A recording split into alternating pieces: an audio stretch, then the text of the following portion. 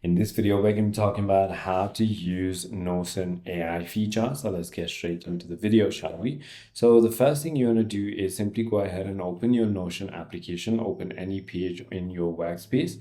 Then you want to simply go ahead and look for the sparkle icon that you want to simply go ahead and click on in the toolbar, or you can also type /AI on any line.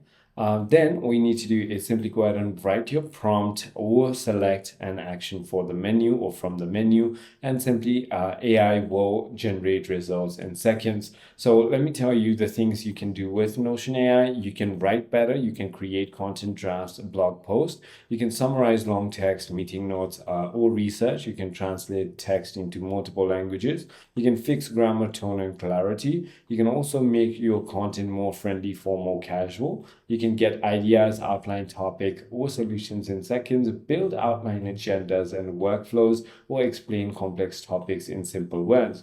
I hope this video clarifies everything for you. If you have further more queries, feel free to comment down below, and I'll see you on the next one.